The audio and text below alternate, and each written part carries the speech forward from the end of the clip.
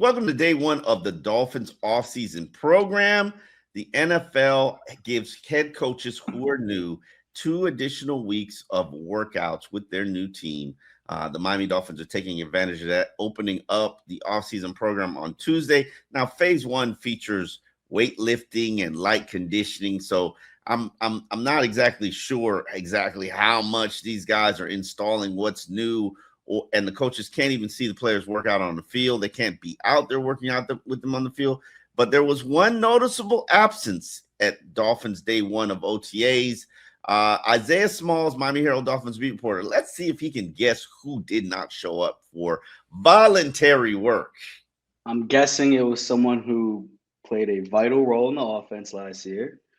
It was someone who wants new money and somebody who may or may not have a Texas A&M affiliation. Let's just guess De'Von Achane. How about that? Is that a good guess? I was like, right? before you said the Texas A&M affiliation, I was like, Aaron Brewer didn't show up? Yes. Yeah. De'Von Achane. I am fundamentally opposed of taking role for voluntary workout. I just don't believe in it. Obviously, this is an important story to monitor, and thank you to Jeff Hafley for admitting that Devon Achane did not show up. Clearly, this is a posturing position for give me my money. And I'm all support of Devon Achane saying give me my money, because running backs, they've got a very finite, small window to make real legitimate money in this NFL before people start treating them like used tires. Devon Achane is a relatively small tailback, dynamic tailback, but a relatively small tailback. And you got to get your guaranteed money, my friend. That's the thing that's important. Isaiah, even John Eric Sullivan, the new Dolphins GM, has said that, hey, we're under a little bit of pressure to get this deal done. He's a priority for us, but we're aware there's some backs down the pipeline that are looking for new deals too, and they're also going to be pushing to surpass the 5-year, $50 million James Cook received, which guaranteed him $30 million. Who are some of these backs that are pushing to raise the price on Achane?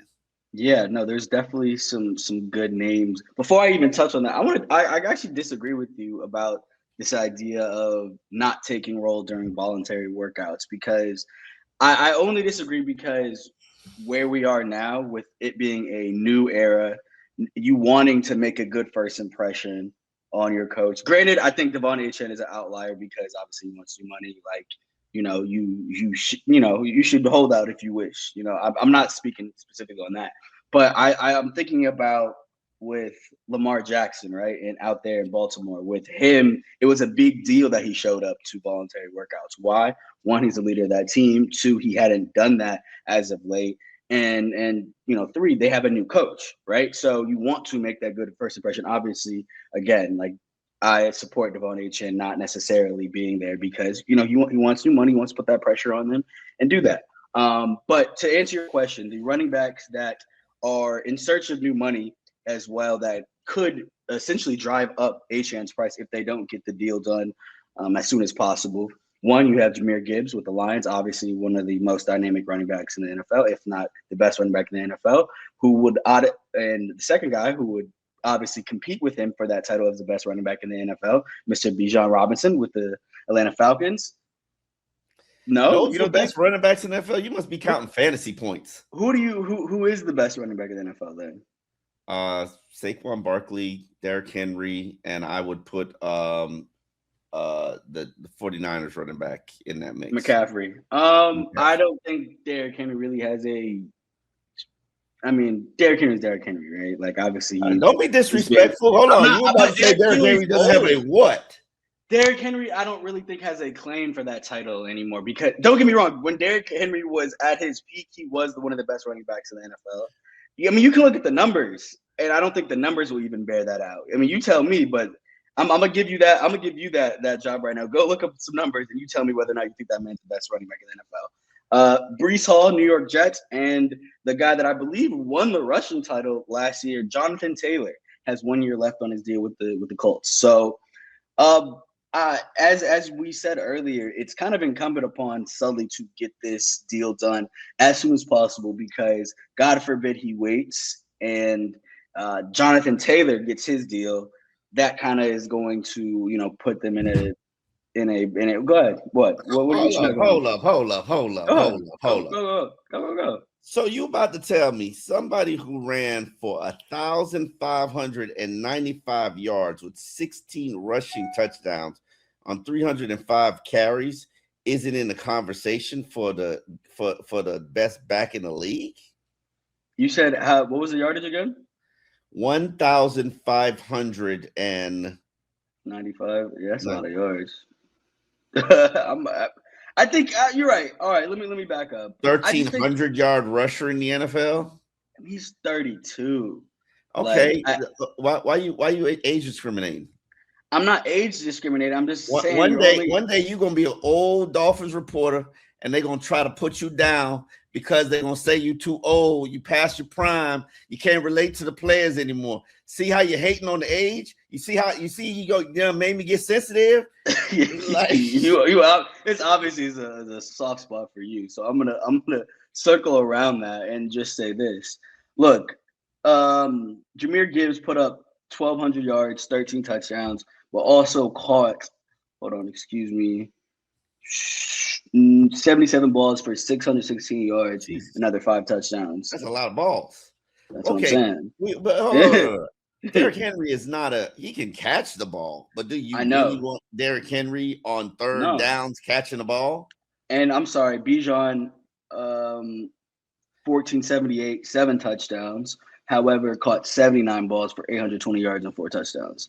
So now we giving back props and popping their collar for catching passes? Yes, because I want you to be as versatile as possible. I mean, I don't want your little check downs.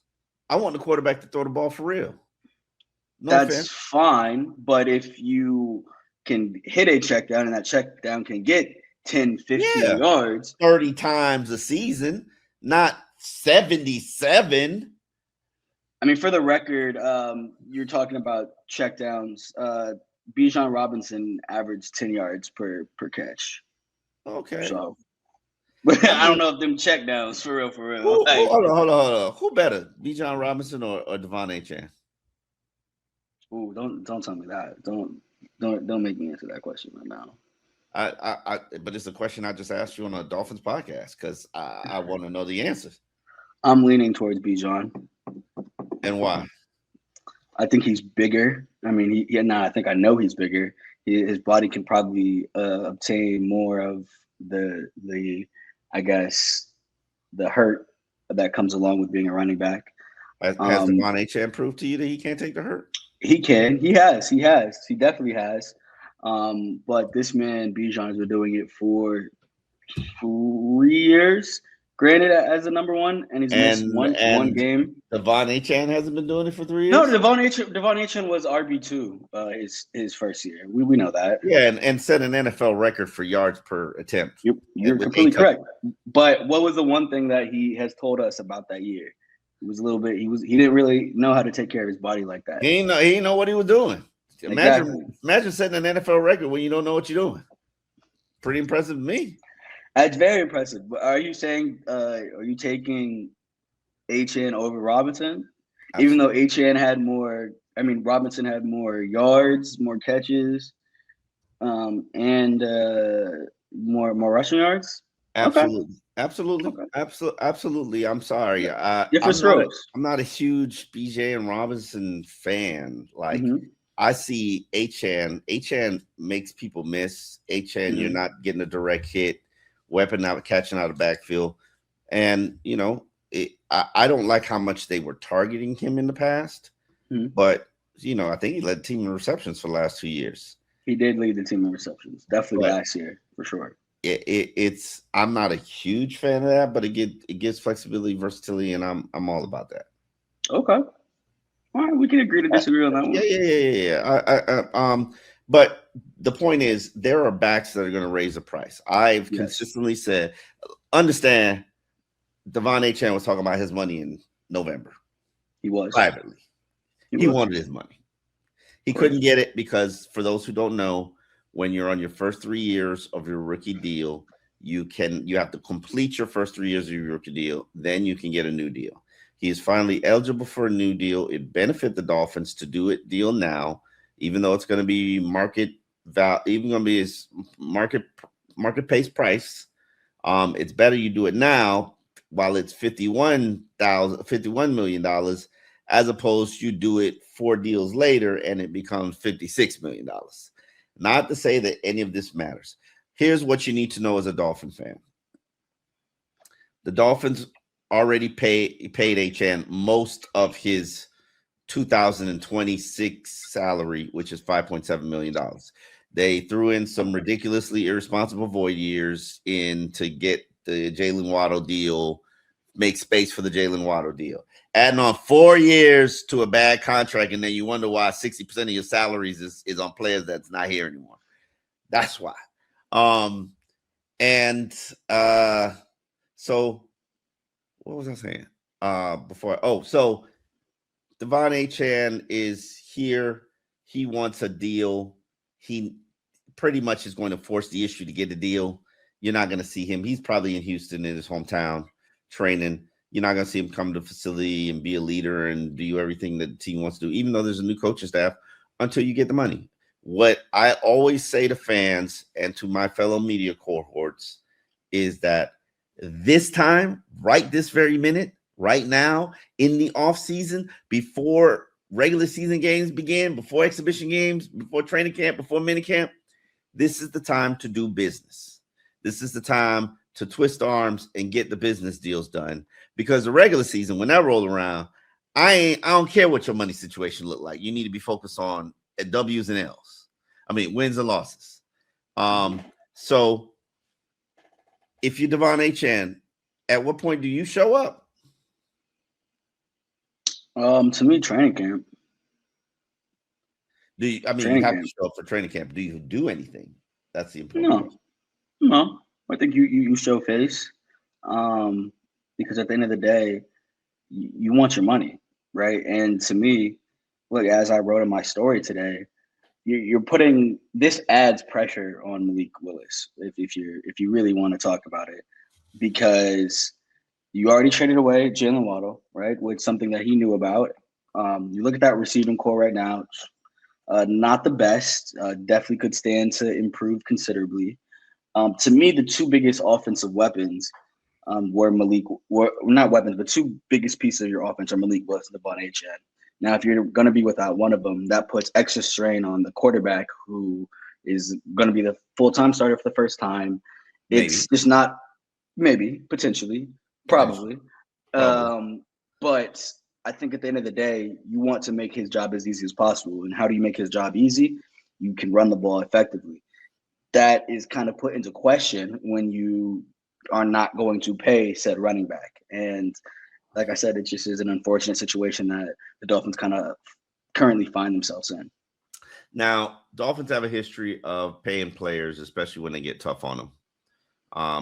Devon Achane, $5.7 million this year. And then he's got a the team can franchise tag him for, $15 million? Yeah, it's about 15 mil. Yeah. $15 million. So basically you're paying $2.1 million for the next 2 years, as opposed to giving him a Cook deal. It's not Glenn. It's James Cook. A James Cook deal where you're basically guaranteed. Glenn Cook. Actually, a inside linebacker for the University of Miami, who is now probably the assistant GM for the Cleveland Browns. Okay. All right. Yeah. So it's a matter of do you give Devon Achane $31 million in guaranteed money, or do you make him play this out, have a good season this year, franchise tag him, and then basically have him commit $21 million over the next 2 years? I don't know what is the right approach. And you know why I don't know what is the right approach, Isaiah? Because I don't know whether De'Von Achane wants to be here to be part of a rebuild. Again, I think it gets back to what we mentioned about Jordan Brooks the other day, right? It's if the money's looking right, that kind of solves a lot of problems, right? Don't get me Does wrong, it? like he wants to win, right? He definitely wants to win, but when you can go back to your comfy pad living in Miami and you got a nice little chunk of change. And again, But are as you here for the right reasons?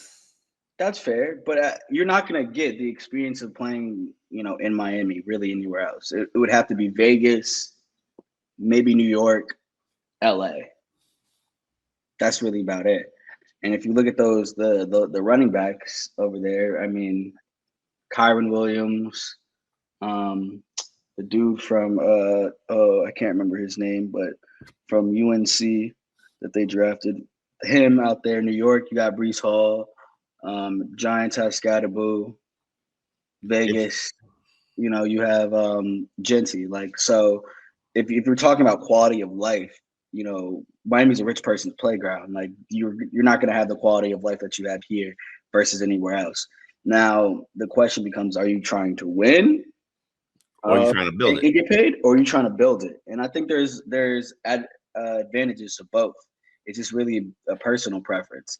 And here, you're not going to have no there's going to be no I guess quorums or quarrels about who the guy is on this offense, right? Like it's Devon Achane. Everything's going to kind of go through him. Last year, you can before Tyreek got injured, you can have a debate. Okay, is it Tyreek? Is it Waddle? Is it Achane? We saw that it's Achane, right? This year, it's going to be Achane again, and look, it depends on what you want as a player, as a man, and all that stuff. I mean, it would be great to kind of build it from the mud here. As Sullivan said, this year is kind of a 1 year deal in the sense that not the bad contracts, but the 1 year contracts, all those prove it deals that they handed out. I mean, this is going to be spending for this year and this year alone. Next year, they have a little bit more cap space. They can make some stuff work. And, this year they just are trying to build a foundation, trying to show that they can be competitive and trying to show that they can be physical, can play with that violence that Jeff Hafley wants to play with. Yeah, And I never understood that. I don't get why people think that because he wants to play that style, they're not going to be violent. what do you mean? People don't think that because he said, yeah, kind of flesh that out a little. What do you mean?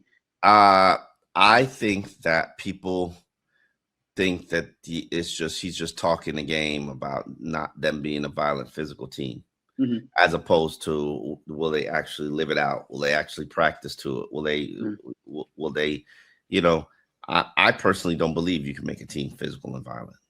I personally don't believe you could develop leadership. Those are Mm-hmm. two things that no, I'm lying because Jordan Brooks developed I was about leadership. to say, yeah. I'm lying. I'm lying. Jordan Brooks developed. I think it's hard. I think it's hard. Mhm. Now there are exceptions to the rule, but yeah, I'm not looking at Jordan Brooks or the skin. I'm not looking at Jordan Brooks and saying, "Oh my God, I got to pay him because I want him to be part of this organization because I need a leader."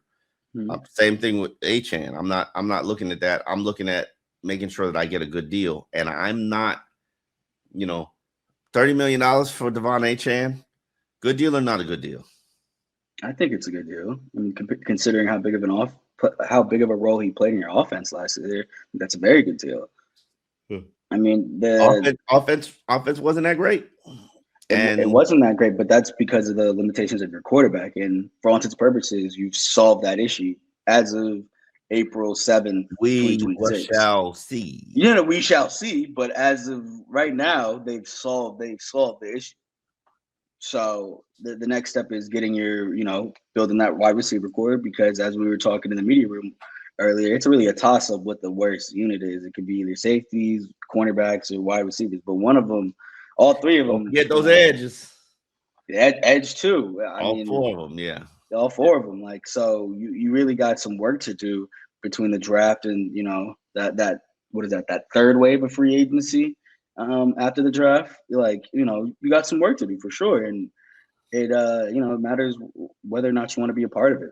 I mean, at the end of the day, like I think it's a unique opportunity. This kind of gets back to what I said earlier. It's a unique opportunity to kind of prove yourself to a new coach, right? Even though he didn't really say that, didn't really adhere to this idea that like this is going off what he said that because I didn't draft you, I'm trying to get my guy in there, right? That's whether or not you believe that is They're one thing. all It's his something else. guys now. Yeah. Yeah, right. So I think you have, everyone here has a unique opportunity to prove themselves, right? Even if you did do something great last year, as De'Von Achane did, it's going to be, I mean, not really a new system, but it's a new coach, new play caller, and it really, you got a chance to prove something. hmm It'll be interesting to hear more about Jeff Hafley and how he wants to build a team. Here are some of his thoughts on the Dolphins' defensive line and the players that he actually inherited. How do I feel about the young D-line? I thought they did a nice job, especially for, not really having a lot of experience. I thought they did a really good job. I thought Kenneth got better as the year went on. So do I like what I've seen on tape? Yeah, sure. I thought, especially for all those young players, I thought they did a really nice job. Now I think, just like any other position, I want to see it. I want to see it again, and I want to see it more, and I want to see it with my own eyes, and I want to see it consistently. So I think time will tell on how we truly feel about it, but I think they were off to a very nice start. To build off of that, Let me get. oh no, you defer. It's too late. Building off of that, where does Zach Sealer fit in? Because he seems to be kind of a, as a 30-year-old, he's kind of a tweener in the, I guess, reshuffling, rebuild, whatever you want to call it. Where do you see Zach? I don't see him as a tweener.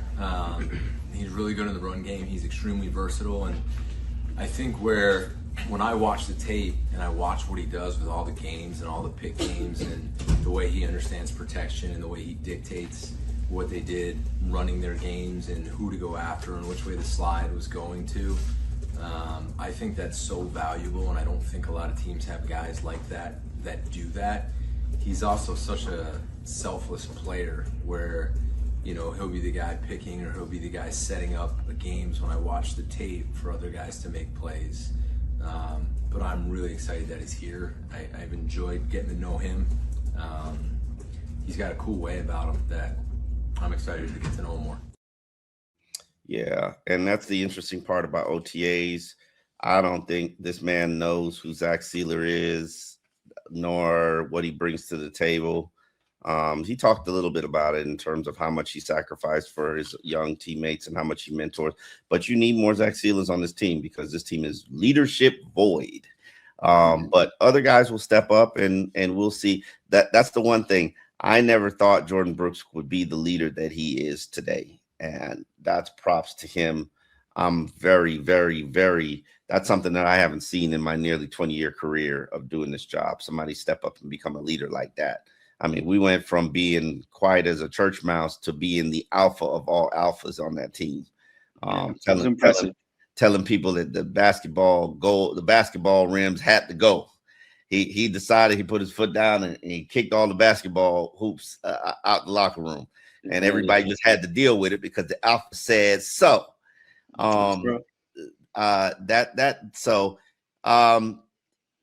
This is. I'm writing a column now about the fact that Jeff Hafley don't know nothing about this team. He don't know nothing about these players.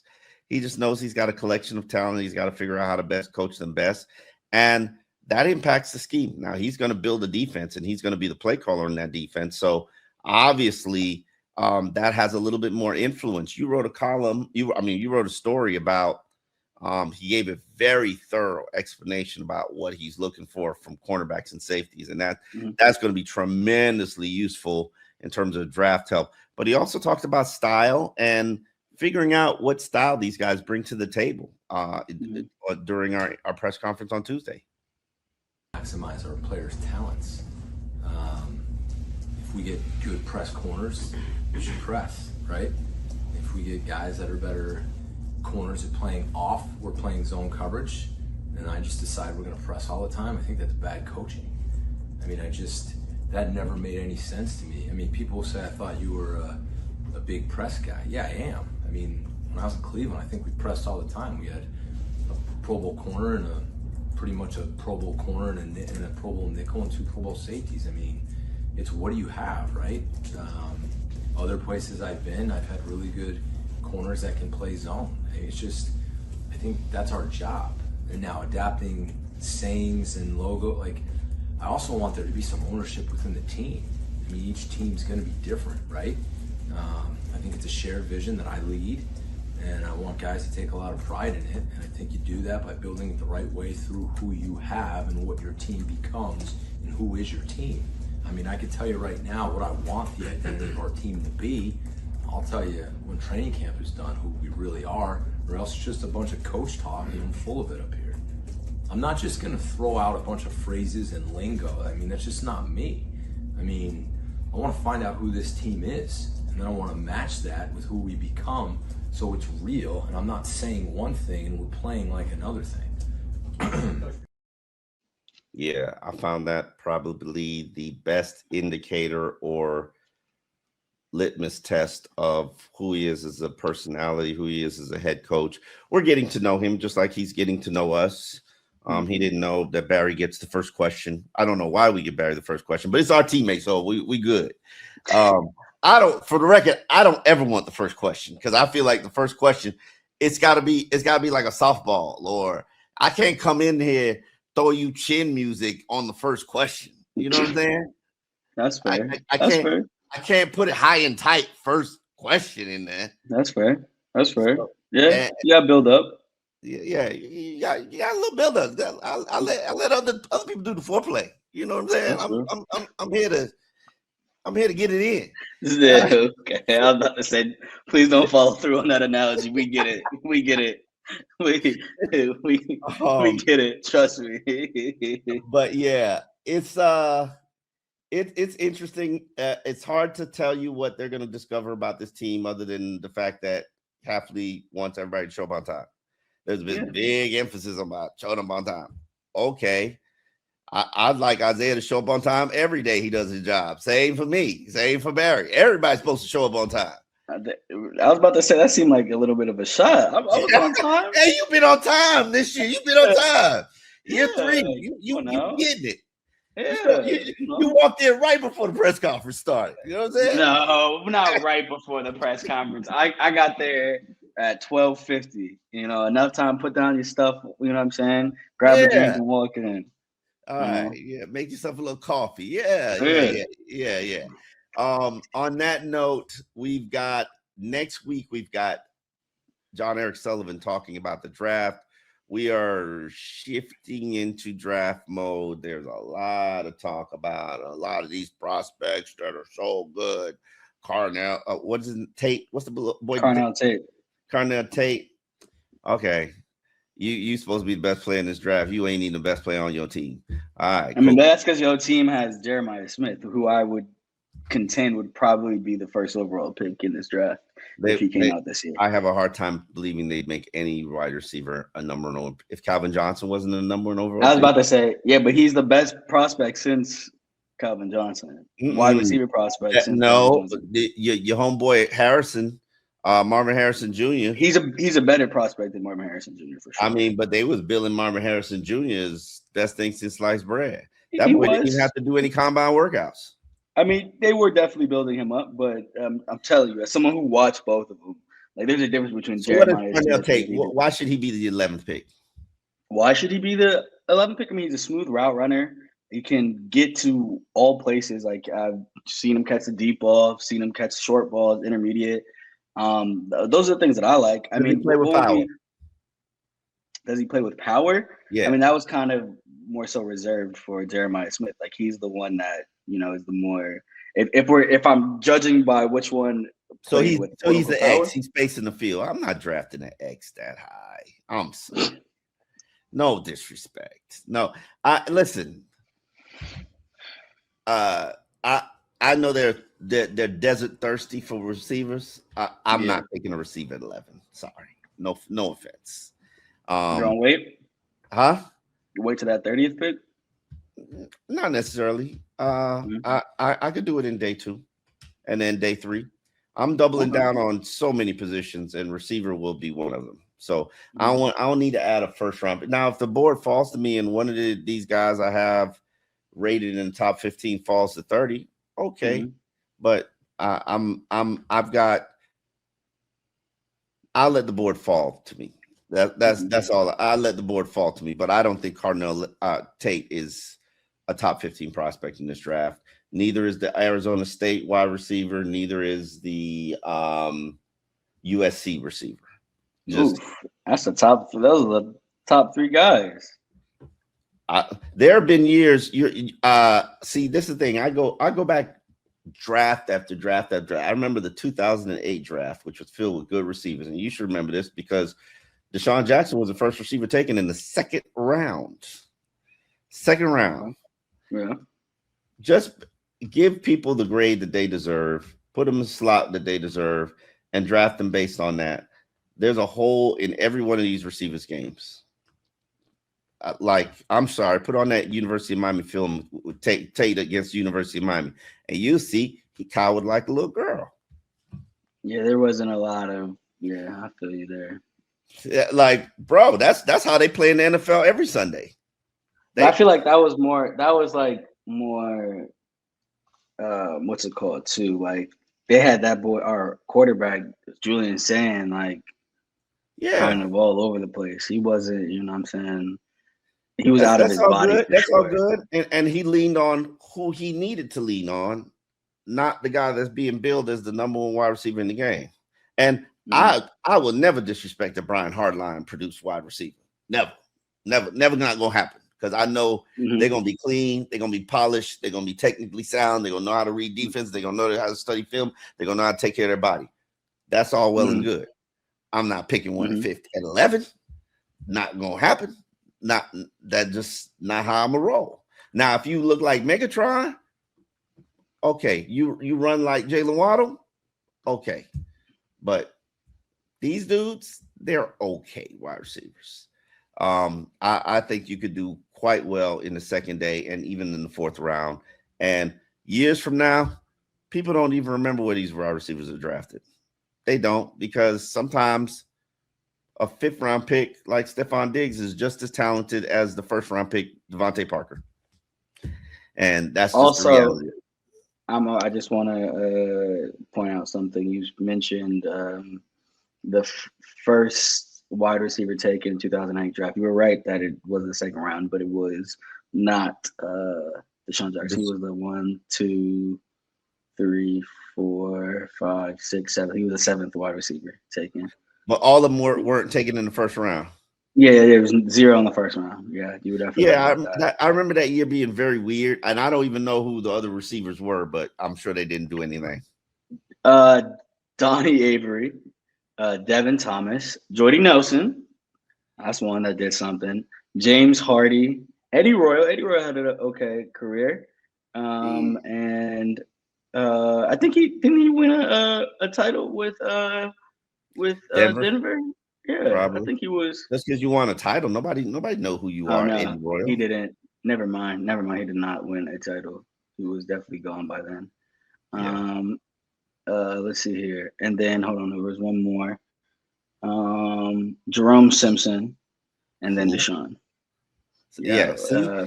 This wide receiver class reminds me a lot of that class for some strange reason, where it's like they're all right, but I'm not rushing to the podium for none of them. And I like the Arizona State kid the best, except for the fact that he probably can't stay healthy. And you know this team's history with health. Plus, I was in Phoenix and I was in a club with a lot of their players, and I saw how them boys rolled.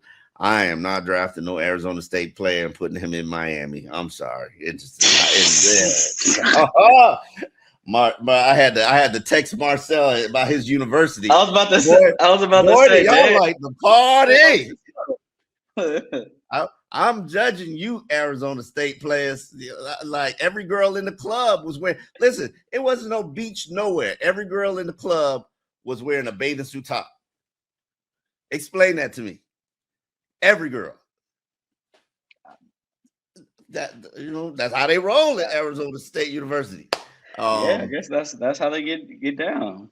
On that note, we appreciate everybody who watches, subscribes to Dolphins in Depth, the podcast provided to you by the Miami Herald. We will be back next week to give you sort of a wrap up or breakdown of what John Eric Sullivan said about the 2026 NFL Draft.